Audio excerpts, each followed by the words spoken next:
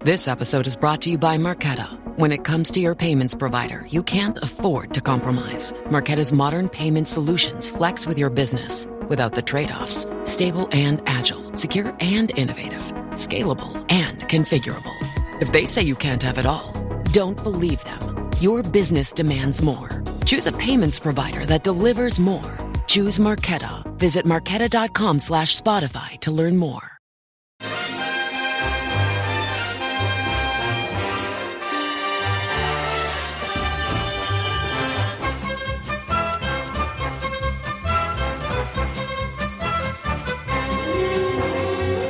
Hello everyone and welcome to How Are You, the podcast. It's Gav and you. Join us for this lovely little Thursday morning news roundup of all the bits and bobs going on in the world of Sunderland AFC. We've got reaction to Régis Le Bris' press conference and what he had to say on that. We've got injury news, bits and bobs on other stuff. We will cover it all off. Anyways, joining me, I've got Chris Wynn. Hello, mate.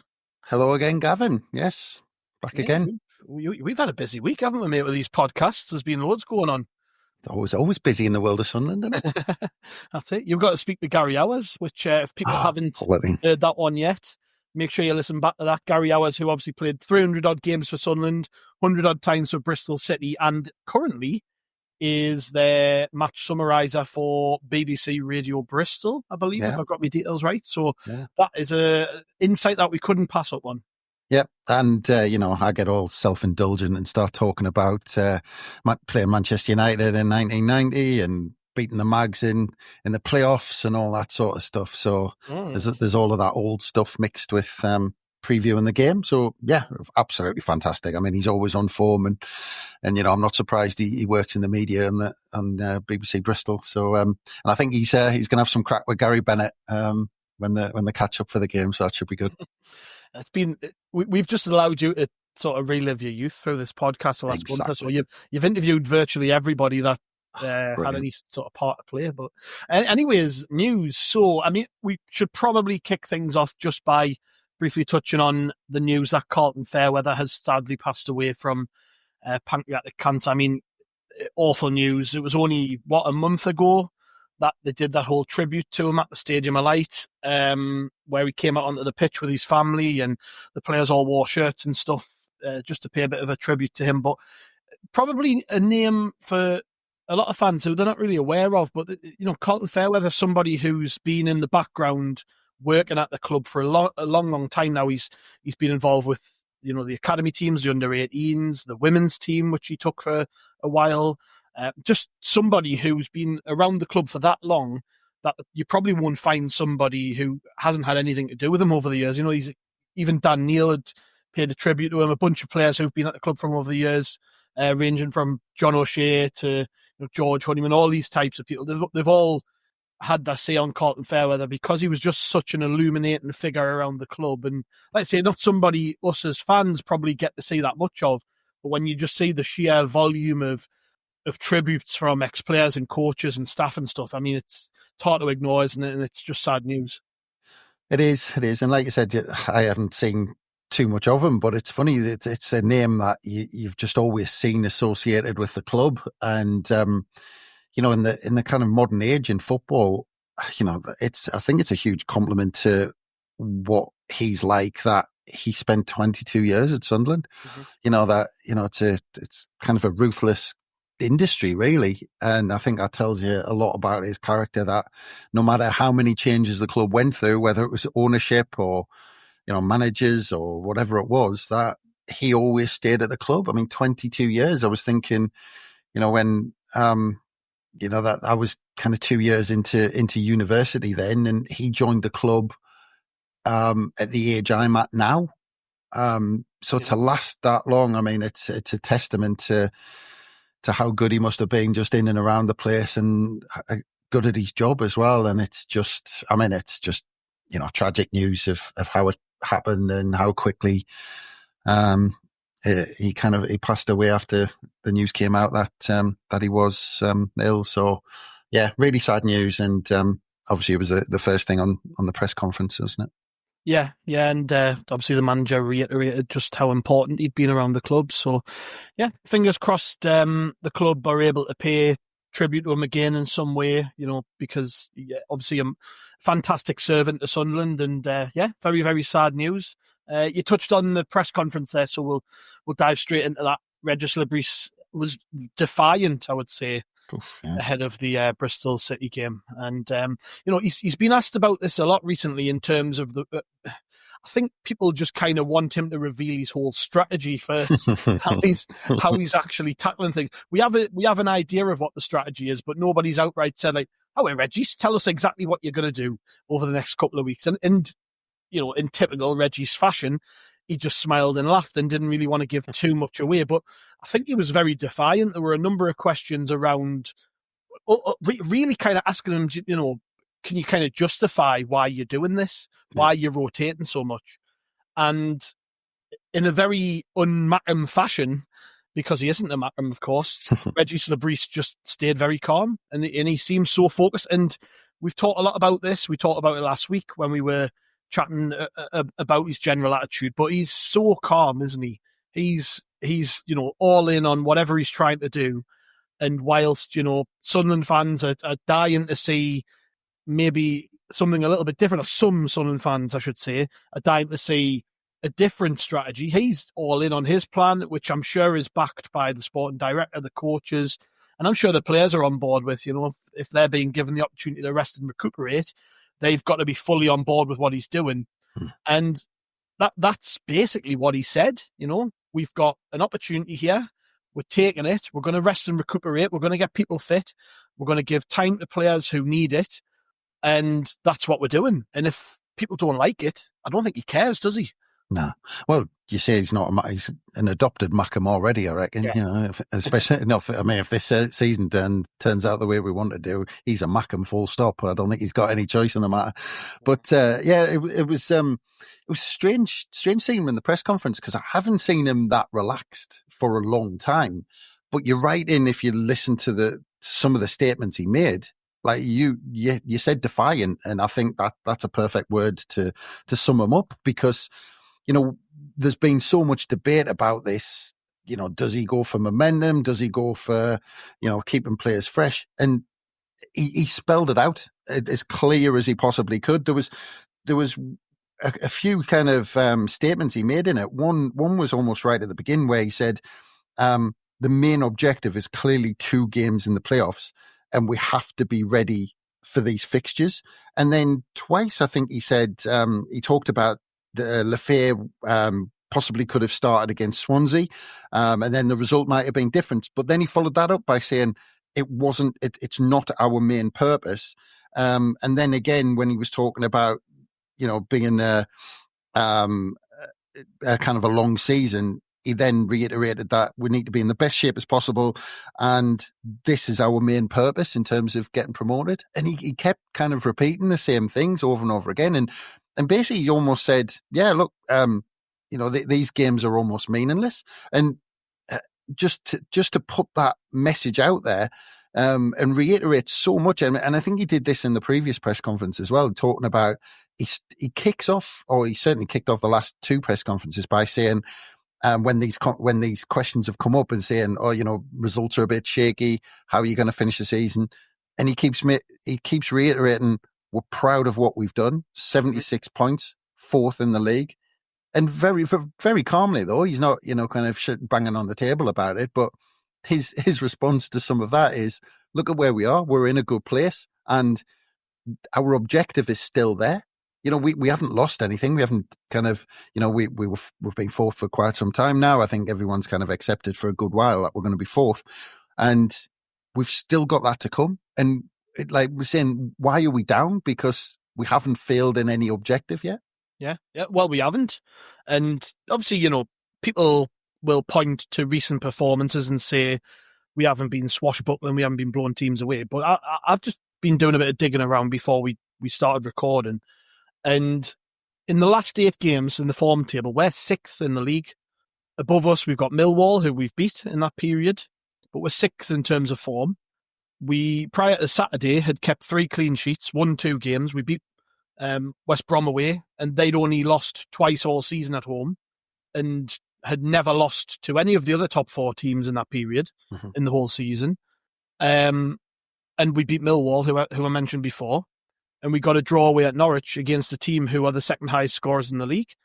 And that's been while we've been rotating the team. So, I mean, if that's not good enough, then what is? Ultimately, I'm just struggling to see what the problem is, because quite clearly we have injury issues, we have fitness issues, as all teams do at this stage of the season. You know, we've got players who we could probably play, but we haven't. And the reason we haven't is because if we don't give them a bit of a break, they'll not be fresh for the playoffs. That's it. That's it. So why anyone would have an issue with that is beyond me, because this to me is just a sensible decision being made. Whether it works or not, we'll see, and we'll be able to judge down the line. If we don't get promoted, we can sit back and go, well, this went right, that went right, this didn't work, that didn't work. We'll have them conversations then, not now. And just so many people seem to be wishing for an inquest after a meaningless 1-0 defeat to Swansea. I mean, yeah, I get it. People turn up, they pay their money, they want to see a team that tries. But I would say my counter to that, because I've seen a lot of people say that too, my counter to that would be, that a player never goes in. We never go into a game not trying to win. We tried to win on Saturday. We just didn't push ourselves. We're 5-10 minutes to go at the end of the game. We were flying forward and trying to get a goal. These things were happening, and results recently have been okay. Performances haven't been particularly brilliant, but the results have been okay. And I just think, take a step back and see it from his perspective. He's trying to gear this team up to be ready for 3 really important games. And the way he's doing it that's his way. And he's earned that trust. We're 4th in the table with his team that he's got to this point. He deserves the opportunity to show what he wants to do. And I just think, let's just sit back and see what happens. Let's not judge too early, because we could quite as easily go and win on Friday or Monday and everyone will be happy again. That's just, the way things are. Things seem to yo-yo with our fan base. We can flip from disaster to elation very, very quickly. So, I just wish some of the conversation around this would alter a little bit. I think it's very clear what's happening if you just sit and think about it. If you listen to what he says, there's a lot of sense in it. And come what may, we'll find out. I just think he's drawn. He even mentioned it today, by the way, didn't he? He was asked about the playoffs 2 years ago, and that made me think, because I was thinking back to that time, and we went into those playoffs with a ton of momentum, 9 games unbeaten. We snuck in there on the final day with that win against Preston, but at the cost of that, we lost a lot of players to injury. We didn't have a fit team. We went into the playoffs with a patched up defence that included Patrick Roberts. We had Lyndon Gooch playing as a third centre half, and when we went away to Luton, we were physically spent, and Luton battered us. And that was one extreme. That's an extreme case where we had tons of momentum, and the momentum counted for naught because it came at the cost of fitness, and we needed that momentum just to get into the playoffs. We snuck in. We're in a very, very different situation this time. They're choosing to draw on that experience and use that as a barometer for how we should handle it this time. And I think, that's so sensible. I'm ranting now, Chris. You catch me drift. I think there's some daft narrative around this, and I just think you've got to calm down. These aren't important games. They're all games that we should be trying to win, but they're not important at this minute. Yeah. Well, I was thinking when you were going through that, thinking about Simon O'Rourke when he was talking about our big, beautiful, crazy and neurotic fan base. And I think that's the way he put it. I'm pretty sure that's the words he used. It was something along those lines anyway. And he's right, of course. And look, Nick Barnes asked the question about the fans. He said, about obviously wanting to win games. And, we were all disappointed. Look, massively disappointed after the Coventry game before the international break and the Swansea game. I'm sure everyone who saw the game came away and thought, bloody hell, how worrying is that? I mean, you have those thoughts, you want to ask those questions. But when that question went across to the manager from Nick Barnes, he completely understood. There was nothing, he didn't fight back and go kind of, why do they care and all this sort of stuff. He said, that's fine. He went, fans want to win games, we want to win games. Completely understandable. But he did virtually ask after he kind of made that initial statement, he said that it's good to step back And he made a couple of points after this, well, by saying we're in a good place, but he said we're the youngest side in the league. And I think he was talking about the small group that we've got. And he also said that we've made the least substitutions this season, apparently, in the league, which he came up with as well. But he said, look, step back. And I think he said, look at the big picture. And that's how he's looking at it, because his focus, and you could tell, he's talking about, and, when I was trying to write notes, he was talking about he's managing bodies. He wants, he doesn't want to rush the recovery process. He wants fresh bodies, fresh heads. He's thinking of he actually said that's going to be another stage of the season. So he was coming out with all these statements. And it was interesting as well. And I'm going to do a shameless plug for the Gary Hours podcast, but when Gary Hours looked back at 1990, he said, even though it was still uncertain where we were going to finish, he said, actually, bizarrely, for a long time in that run-in, the Sunderland squad were basically focused on finishing, basically thinking they would finish sixth and play Newcastle. And he said, even though he said they felt like they were flying towards the end of the season, but they were all focused on playing Newcastle, and they just thought that's going to happen. And because they went into that focused, like we came out of it, we came out of it and won in the end. But because we had that preparation where they got their minds in the right state, so mentally we were prepared for it because they'd been thinking about it for so long. And when you look at, again, he's talking, the way he was talking about just completely focusing on that. And as he put it, almost a different stage of the season that's going to come up, which they're focusing on. And they're basically, that's how they're dealing with it. And he said he's managing the squad, he's managing the bodies. And that's what he's doing. So he's basically saying this bit doesn't matter now. And I think he said again, we're finished fourth. He said, we're fourth. It doesn't make a difference. So all these games are just purely just getting us right for those 3 games. And, you can argue the point about, results. And I've said, ideally, you're going to want a bit of momentum. But as long as he's coming out and saying, look, yeah, we don't mind a little bit of this because we've got those 3 games, or we've got certainly the 2 games, because focus on the semi first. And, you shouldn't presume anything. But yeah, he's focused on those 2 games and he's getting us right for those 2 games. And it was even interesting to the point where he was talking about, because obviously Bristol City being in 5th, again, shameless plug, I talked to Gary Hours about this, whether it was going to be useful moving forward into the playoffs, like the 2 sides playing each other. And it was interesting because he said, no, he kind of said, no, it's not really useful for us in terms of playing against them and setting up against them. But basically, because the likes of Coventry and Bristol City are still in it, and they've got to play their best side, and they've got to play the best tactics they can possibly get. Whereas we can, mix things up, and they might not learn everything about us because we're doing different things. He basically said the only thing it's useful is that we can do a full analysis on them, but they can't necessarily do a full analysis on us in that game because we're doing something different. Yeah, which makes you think, doesn't it? Like, is Lefay going to play much? Is Jobe going to play a part? We know he's going to be on the bench, of course. But, he's going to keep rotating the team. And I can understand, because we've got 2 games in 4 days, what's the point in doing all that rotation and resting and stuff if you then stretch the team over 2 games? Yeah. He's probably going to continue rotating. But I do suspect we'll see a little bit of a stronger team at Bristol still. But we don't know. We don't know, and that's the beauty of it. He's got that opportunity to just bring people out and swap them back in and mix it up a little bit. And I've got no problem with that. I think it's the right approach, regardless of who we're playing. But at the same time, I totally get the argument that people are making about needing momentum. I do think you do need a degree of momentum. It's going to help if you go into that first semi-final having won a couple of games. That's going to be better than having lost them. Yeah. But we're not purposely tanking it. Yeah. Like, no professional footballer, particularly 11 of them, all at once, goes out and thinks, we'll not bother the day. I don't want to win. They want to win every game they play. It's bred into them to be winners. That is just the way they are, So we're going to go to Bristol City and try and win. We're going to try and beat Blackburn. Mm-hmm. But he might not really pick it up in terms of gears until we play Oxford or QPR. And if that's what he chooses to do, then fair enough. He's earned the trust to be able to do that.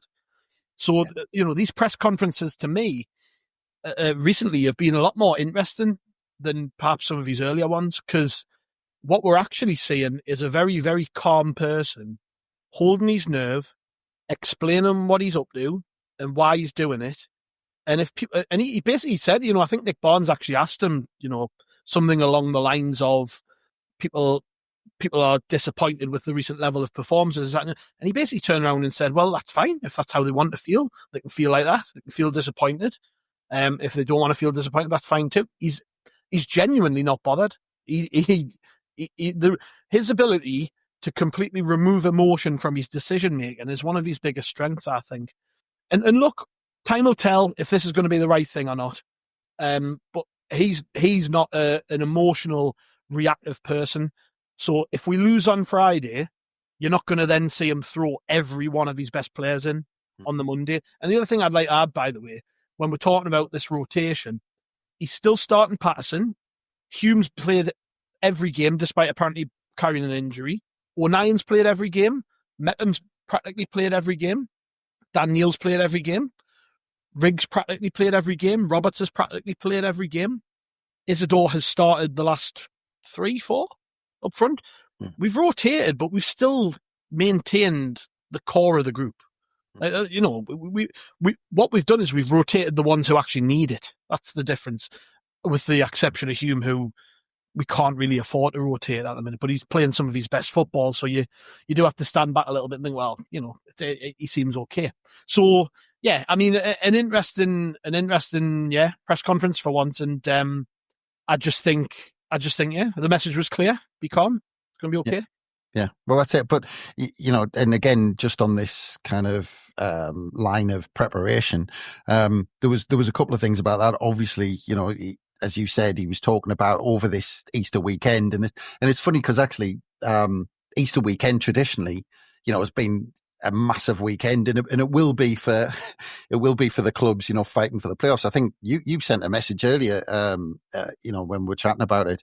You were saying like actually the top three, because of how entertaining Easter weekend is. It's kind of 6 points, and when you're dealing with promotion, relegation places, Easter week. I remember going back to the first season at the Stadium of Light when we kind of blew it at Easter weekend. I think it was away to West Brom and home to QPR when Mike Sheeran did his thing, and we kind of after that we missed out on automatic promotion because of the Easter weekend. And you were saying that the top three could almost be sorted out over this Easter weekend if Sheffield United slip up. And it's, when you think about it, it's these things that him coming into English football for the first time, he's almost preparing for, because at this end of the season, it's 2 quick fire games over the kind of 1 week, one long weekend that he's kind of now thinking about. And in the situation we're in, he kept repeating that I'm managing the squad. So they were talking, I think it was that one night, kind of all he could do was laugh at when they were talking about at what point are you going to start, playing your first 11 and almost showing your hand. And he just laughed and kind of laughed it off, because he basically just said in these 2 games, we've got 2 games in 4 days, and it's just about managing the squad as much as possible. And the other interesting thing that you've touched on as well, I really liked, and you can see the levels he prepares to, because he was talking to as many people as he could about our previous playoff campaign. And there'll be loads of managers out there who just go, oh, well, that was last time. It's got nothing to do with this time. But if you look at the group of players, we've got a lot of group of players who were involved in that one. And obviously we've got players who were involved in the League One campaign that we've got. So he said this is a new experience for him coming over from France, playoff campaign to get into the Premier League and the pressures that come with that. So he's going around talking to players, and he said he made a specific point as well, saying I haven't just talked to players. He says I've talked to people around the club and who were around the club at that time about how it works out, and he's learning a lot from that. And like I said, all he can do is have all the information and get us prepared as possible. And again, it's coming back to that, and I think a couple of people have said it recently, whether it's Nick Barnes or Simon O'Rourke and people like that, were saying eventually the proof will be in the pudding, and it's it's how we kind of start performing in those playoffs, and that's all we can judge it on. We can go on about these results in the last 4 or 5 games, for weeks and weeks, and say, oh, it's given us this clue about the playoffs, it's given us this clue. But the only way they're going to be judged is how we come out the blocks in that semi-final. Indeedy. Well, we'll see what happens on Friday with team selection and stuff. I'm looking forward to just seeing what he comes up with. But yeah, if there wasn't enough cheap plugs, make sure you listen to the preview pod that Chris did with Gary Hours. It's full of insight by all accounts. Anyways, we'll move on slightly to something else. Speaking of the manager, he's been nominated for Manager of the Year, so he must know what he's doing. He's been shortlisted alongside Daniel Farke of Leeds, who's spent a fortune, Scott Parker of Burnley, who's spent a fortune, and Chris Wilder of Sheffield United, who's spent a fortune. So, of course, Régis Le Bris probably won't win that award, but he's the only candidate in that list who I think probably deserves it. Maybe Scott Parker, actually, because Burnley have been quite resolute. But, Wesley and Manning on that list. Yeah. Somebody who's had an awful year personally. Yeah. To pull Bristol City towards where Bristol City are the second most informed team in the league at the minute. Really drove them up the table. We've got to play them on Friday. They're going to undoubtedly be in the mix right till the end for the playoffs, and I half suspect they'll be there. And he wasn't shortlisted. What a job he's done to turn them around. You could probably go right through the league and look at other managers and make a case for them who had smaller budgets. I mean, even, to be fair, when Frank Lampard's done a cracking job with Coventry, he took them from strugglers to playoff contenders, and they went on a ridiculous run of winning games. Alex Neil at Millwall on a brilliant run. But, of course, they're not the glamorous names, so they're not going to get picked, are they? But still, I think it's, commendable from a purely selfish point of view. Our manager being on that list, I think he deserves to be there. He's done a cracking job to turn us around from where he took us to where we are now. Yeah, I completely agree. I'm not sure you can chuck, as they have done decent jobs, but I'm not sure you can chuck Lampard and Alex Neil in purely because they've only had part of a season. But depends if they get promoted, I suppose. Yeah, obviously they'll get that if they end up. I'm still worried about Millwall, but anyway, I keep saying that. But yeah, our manager, Le Bris and Manning, they should be the top two for it. It should be between them two, because you can maybe argue Leeds and say, well, that Burnley and Sheffield United were sides that have come down a little. Did you see that table of the amount of money Leeds? Yeah, exactly. They've spent a hell of a lot of money. They should be walking the league. Yeah, exactly. So look, like I said, Le Bris and Manning should be the top two. Basically, it should be between them two. And again, it's one of these things that you're talking about the press conference that we've just been talking about, and him saying, "Look, we're focused on that goal at the end of the season." It's something that shouldn't be decided until after the playoffs. Because look, let's say if Liam Manning gets Bristol City up based on the business they did, and the squad that they have, he'll have pound for pound done the best job in the championship by a country mile. So look, yeah, I don't know. I mean, those three are just probably there because of their names, and they're the biggest names in the division. But I don't think either of those three, when you look at what the other clubs have got to put up with in terms of not having that 18 million quid just to give to agents, like you said, absolutely ridiculous. So yeah, it should be between Le Bris and Manning. And then moving down slightly, we've got the Young Player of the Season award. Jobe's been nominated for that one alongside Shea Charles of Sheffield Wednesday and CJ Egan-Riley of Burnley.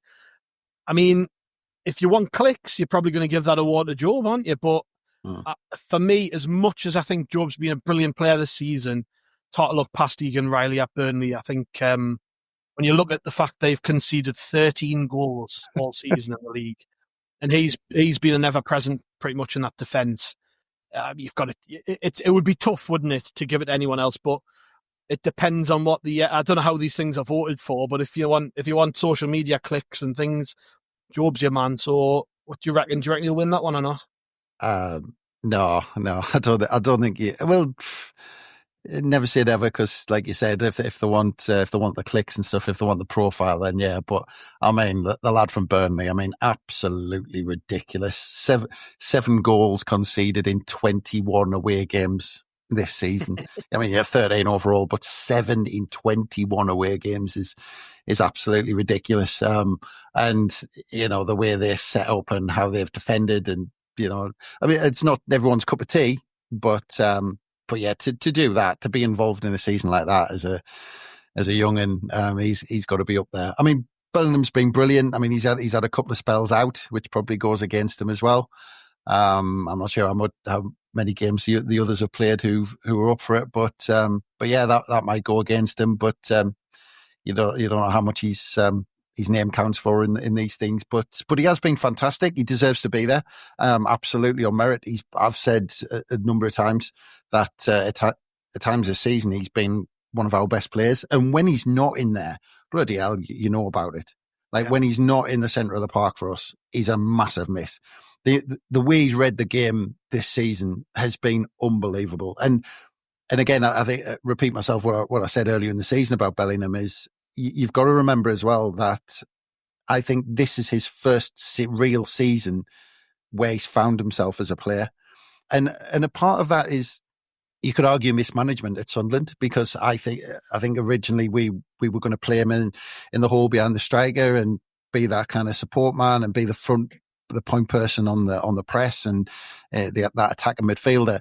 And then we played him up front out of necessity, because we didn't have strikers to play up front ahead of him, and he was a bit lost. And amazingly, if you think back, he took a bit of stick, and a lot of people was, I had sympathy for them, because that just wasn't his game. He was getting the ball with his back to goal, and as soon as you gave him the ball with a pitch in front of him with a whole picture, he just became a different player, and you could see it.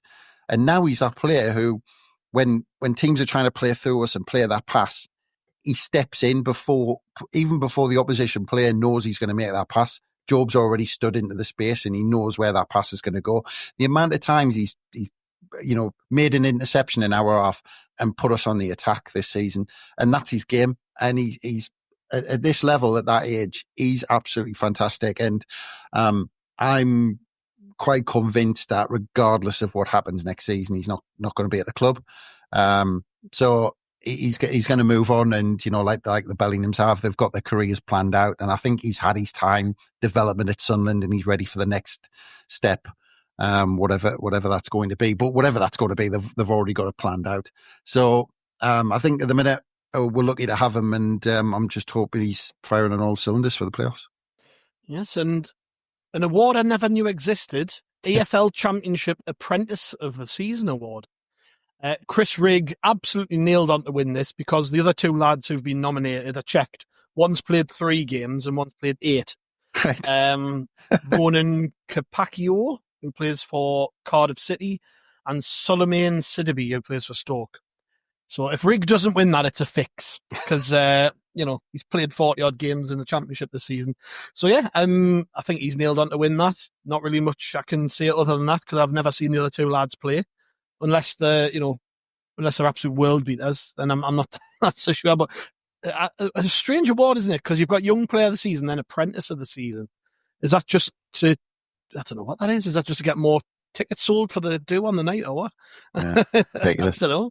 Yeah. It's a strange one. But anyways, yes, we'll see what happens with those. I think the ceremony for that is on the 27th of April, and it'll be live on Sky Sports Football from 8:30 p.m. So if anybody wants to watch whether any Sunderland employees pick up awards that night, make sure you tune in. A couple of other little bits before we round off, Chris. Are you going to buy the season ticket in the 76 yards bar or the banks on the Weir Suite? Do you know what the prices are for those before you give that answer? I'd like to know. Right. So 76 yards is the rebranded Black Cats bar.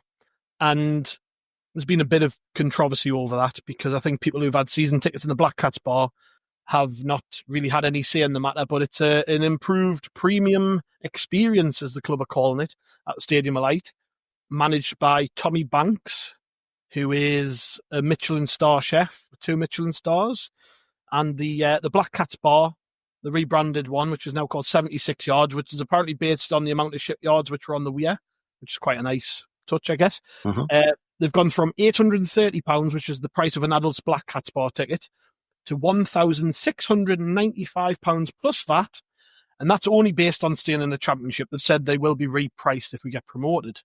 So, is the lure of a pie made by a Michellin star chef enough to make you part with £1,700 at least for a season ticket? I mean, it wants to be good, some good pie, doesn't it, really?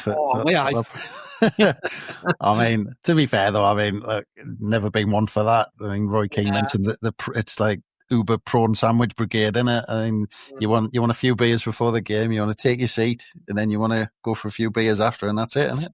Yeah, and the banks on the weir experience, which is in the new James Herriot suite, £7,495 plus VAT, and also based on staying in the Championship. Price is probably going to increase if we got promoted.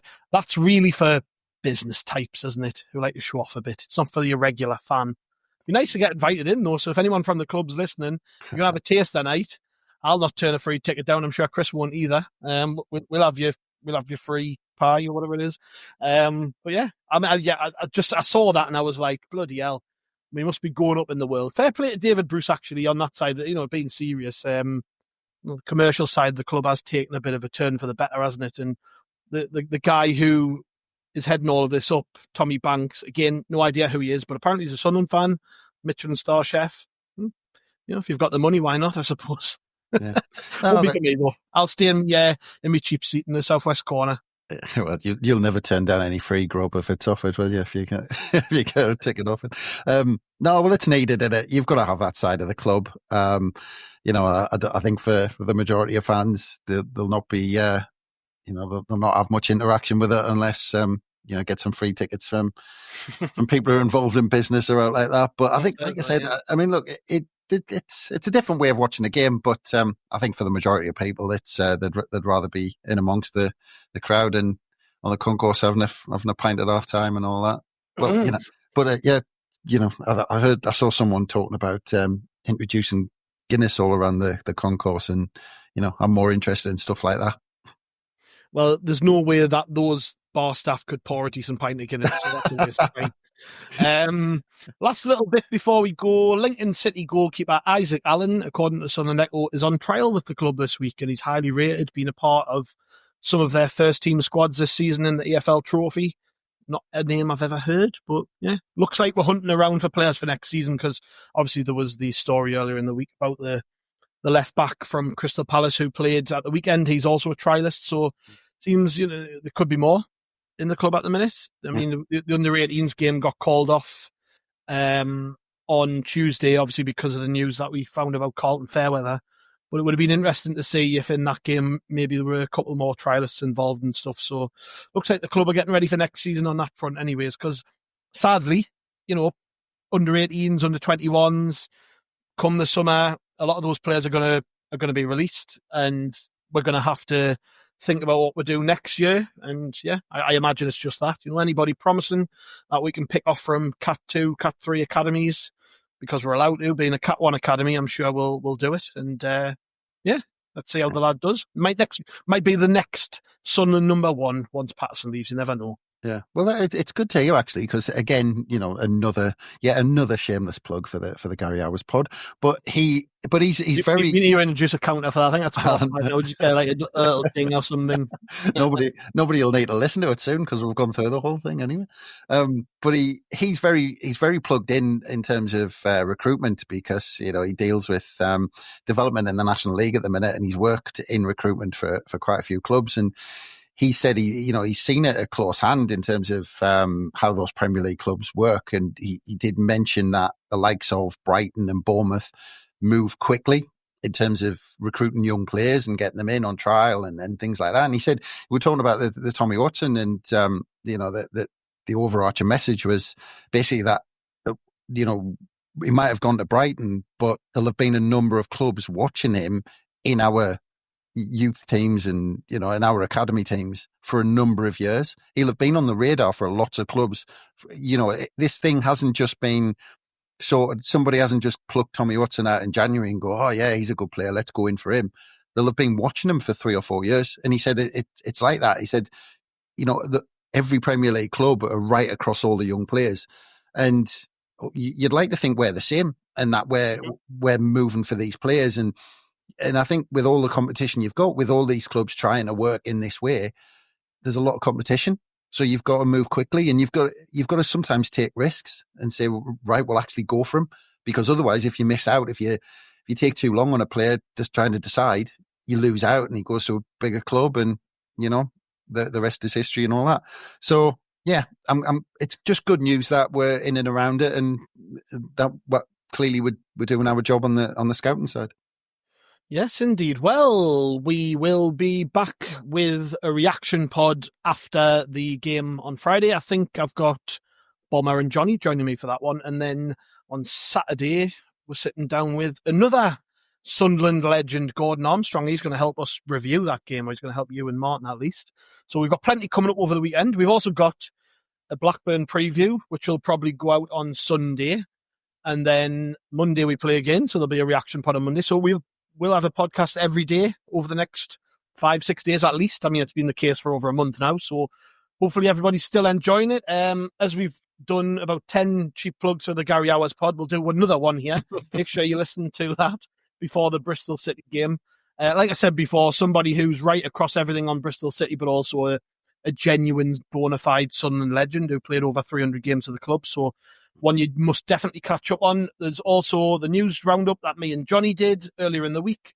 Other bits and bobs that you might have missed out on, including some of the rumours that came out over the weekend about Dan Ballard potentially going to Sheffield United, Chris Rigg being linked all over the place. The extra information on Tommy Watson, which came out in the Sunderland Echo. There's all that to catch up on. There's also the International Fans Day pod, which we recorded on Friday night at the Fans Museum. Me interviewing a bunch of Sunderland supporters who were over, bless their souls, to watch us get beat by Swansea from all over the world, including Australia, Iceland, Denmark, Republic of Ireland, etc., etc. So another one that you must catch up on. And Simon O'Rourke joined Chris at the weekend to look at the bigger picture stuff. We didn't put him through talking about Swansea, so make sure you catch up on the Simon O'Rourke. How much stuff? Well, that's a lot, mate. And there's also, if you want more, there's the reaction pod that I recorded in the pub with Bomber and Brett straight after the game. So shitloads to catch up on. And then you can go back even further if you want. Jeff Brown, Malcolm Crosby, Ian Murta. I'm probably forgetting another bunch, but yeah, loads. Bailey Wright, who, congratulations to Bailey Wright, by the way. His team, Lion City Sailors, they beat Sydney FC over 2 legs, drawing the game on Thursday to get them to the AFL Champions Cup final, where they'll be playing an Arab team who feature Leon Diaru and Adel Tarap. Anyways, make sure you catch up on Bailey Wright, talking about what he's up to these days. There's all that. So, yes, loads and loads of podcasts on the feed to catch up on, including a bunch this week. If you're sick of the sight of us, then just unsubscribe. It'll be for the best, because we're going to keep coming at you. We're going to keep coming at you from all angles. Anyways, that'll do, I think. Thank you very much, Chris. Been great, mate. Yeah, no worries. I just quickly think, end with a comment that Le Bris said at the end of the press conference, where he said, important to stay calm, stay organised, and to stay focused on the specific goal at the end of the season. Absolutely, that's a good place to end off. Thank you very much, mate. Thanks for listening. We'll be back with another one tomorrow. We'll see you then.